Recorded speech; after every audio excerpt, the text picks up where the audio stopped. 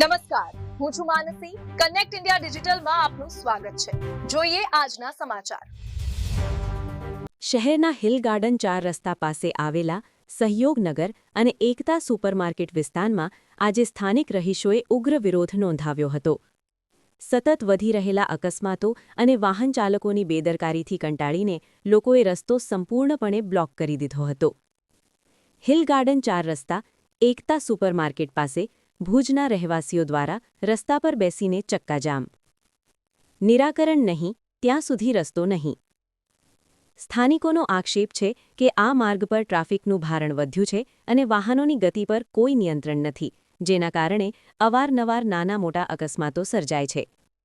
રહીશોનો જીવ જોખમમાં મુકાતા આજે મોટી સંખ્યામાં લોકો રસ્તા પર ઉતરી આવ્યા હતા. જ્યાં સુધી વહીવટીતંત્ર દ્વારા આ સમસ્યાનું કાયમી અને યોગ્ય નિરાકરણ લાવવામાં નહીં આવે ત્યાં સુધી અહીંથી કોઈ પણ વાહનને પસાર થવા દેવામાં આવશે નહીં, એવું સ્થાનિક રહીશો જણાવી રહ્યા છે. રસ્તો બંધ થવાના કારણે વાહન વ્યવહાર ખોરવાયો હતો અને ટ્રાફિક જામના દ્રશ્યો સર્જાયા હતા.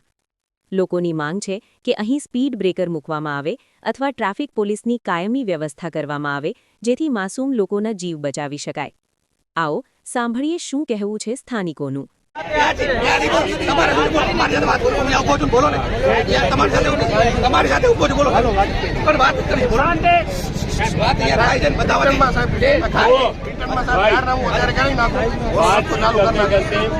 રાડો પડવા માંડે છે. ભલે ભલે કોઈ રાડ નહીં પડે, કોઈ રાડ બોલો નથી, બોલો કોઈ રાડ નહીં પડે, કોઈ રાડ નહીં. મારું નામ અંજલિ છે. હું અહીંયા હિલવ્યુ રિસોર્ટની પાછળની સાઈડ રહું છું અને આ એકતા ચાર રસ્તાવાળી સોસાયટી છે. અને અમે બધા અહીંયા એટલા માટે ભેગા થયા છીએ કારણ કે ટ્રકવાળાનો એટલો બધો ત્રાસ વધી ગયો છે. સવારે સ્કૂલથી લઈ અને રાતના ઓફિસ જવા સુધી બધા લોકોને એટલી તકલીફ થાય છે.